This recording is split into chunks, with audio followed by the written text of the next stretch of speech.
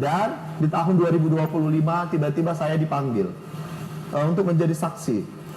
Awalnya menjadi saksi atas pekerjaan, atas proyek pembuatan video profil desa ini. Dan 19 November 2025 ketika saya menjadi saksi, saya ditetapkan menjadi tersangka karena menurut penyidik pada saat itu Inspektorat Kabupaten Karo menyatakan ada kerugian negara atas pekerjaan yang telah saya kerjakan.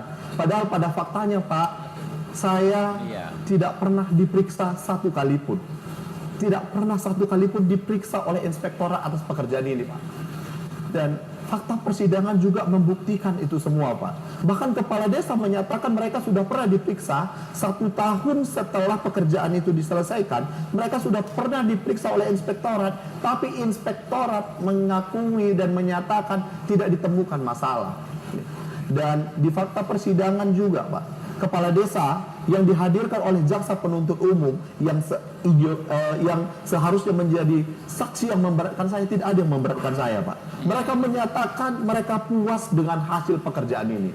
Karena di dalam 20 desa ini Pak, saya bersama tim itu turun langsung. Saya selalu ikut Pak. Saya selalu ikut dalam pekerjaan ini gitu. Jadi kepala desa menyatakan puas. Bahkan hakim ketua pada saat itu di salah satu persidangan bertanya, kenapa dia bisa dipenjara? Hakim bertanya sama kepala desa, mereka tidak tahu. Berapa? Ada proposal yang dia tawarkan. Kepala desa menjawab ada. Berapa nilai proposal yang dia tawarkan? 30 juta kata kepala desa. Berapa yang kalian bayarkan? 30 juta. Dan hakim bertanya, terus kenapa dia bisa dipenjara? Kepala desa berjawab, nggak tahu yang mulia gitu. Dan sampai saat ini pun saya tidak, sebenarnya Pak, saya sangat bingung atas kondisi ini. Dan kemudian setelah persidangan itu, saya menemukan bahwa di LHP diketemukan bahwa ada marat itu dimunculkan karena ada beberapa item yang dinolkan oleh auditor dan diamini oleh jaksa penuntut umum di dalam surat tuntutannya. Itu ada ide itu besarannya di dalam proposal itu 2 juta, editing 1 juta, cutting 1 juta, dubbing 1 juta, clip on atau mikrofon 900.000 yang totalnya 5,9 juta ini semuanya dianggap nol oleh auditor maupun jaksa penuntut umum. Jadi seperti itulah singkatnya cerita pembuatan video profil ini, yang saya hari ini hanya mencari keadilan. Saya hanya pekerja ekonomi kreatif. Yang saya takutkan jika hal ini terjadi, kami anak-anak muda pekerja ekonomi kreatif di Indonesia akan takut untuk bekerja sama dengan pemerintah. Saya cuma mencari keadilan Pak. Saya cuma pekerja ekonomi kreatif biasa Pak. Saya nggak punya wewenang dalam anggaran Pak. Sederhananya saya hanya menjual.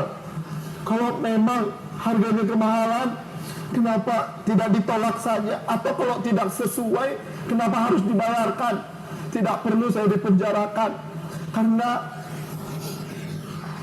pekerjaan ini kami lakukan tahun 2020 juga saat pandemi, hanya untuk bertahan hidup dan untuk mempromosikan Kabupaten Karo. Bisa dilihat Pak dari sosial media saya. Dari dulu saya selalu mengangkat konten-konten kearifan lokal di Tanah Karo. Saya bahkan Pak, saya pernah melakukan demo tunggal, menaiki Tugu Perjuangan Bestagi karena pesta penjual-jual ditiadakan di Kabupaten Karo. Saya lakukan sendiri Pak. Saya cinta sekali dengan Tanah Karo Pak. Walaupun dengan kejadian ini, saya akan tetap mencintai Tanah Karo. Terima kasih Pak. Ya. Tolong saya Pak. Ya. Iya Pak, semangat Pak. Insya Allah Pak, kita semua ini berkomitmen dan all out semua untuk memperjuangkan keadilan untuk Pak Amsal Pak.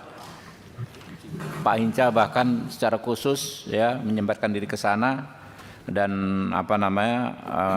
meminta kita semua ya hari ini hadir yang dari daerah khusus untuk membahas masalah ini. Oke, berikutnya Pak Hinca Panjaitan 10 menit Pak. Terima kasih pimpinan yang saya hormati dan para anggota Komisi 3 yang saya hormati.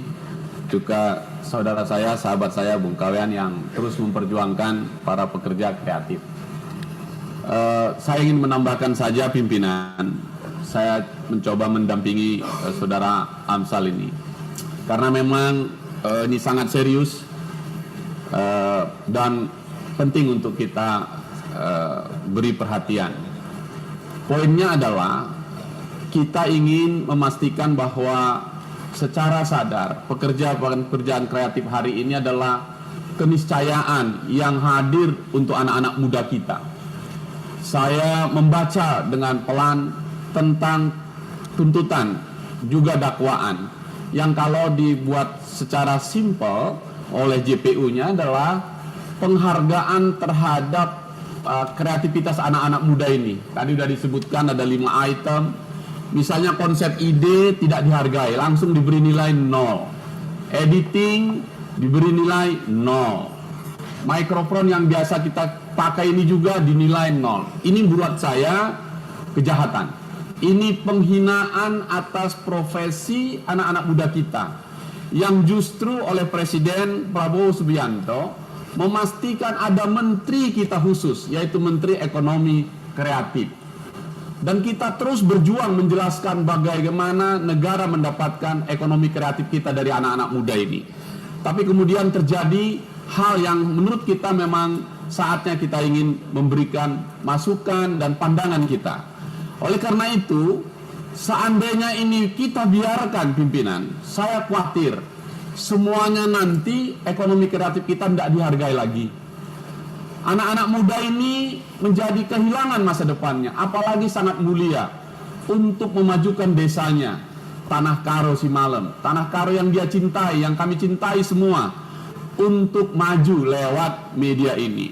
Nah, apa yang ingin saya katakan untuk siang hari ini atau pagi ini, saya ingin meminta sahabat-sahabat saya semua yang ada di Komisi 3. Saya tidak bisa hadir di sana pimpinan, atas seizin pimpinan saya dampingi untuk menyampaikan bahwa memberi nilai 0 terhadap kreativitas anak-anak muda ini bagi saya harus kita luruskan. Kita ingin minta Kajari Karo dan JPU-nya serta para pihak penegak hukum di Kajari Karo untuk melakukan evaluasi agar tidak lagi mengulangi hal-hal seperti ini. Kita minta Kejaksaan Agung untuk segera menarik ini para jaksa dan Kajari ini, karena kalau sampai semuanya seperti ini, maka sesungguhnya kita sedang mengadili anak-anak muda yang punya kreasi ke depan, yang tidak punya mens rea, yang tidak mempunyai niat jahat untuk melakukan korupsi, apalagi merugikan keuangan negara. Ia hanya ingin memajukan kampungnya. Jadi ini ironis sekali. Kalau kita hitung tadi cuma 5,9 juta dalam satu desa, kecil sekali, dan jaksa minta itu 0, dan itu karena dirujuk kepada Inspektorat Karo. Ini saya kira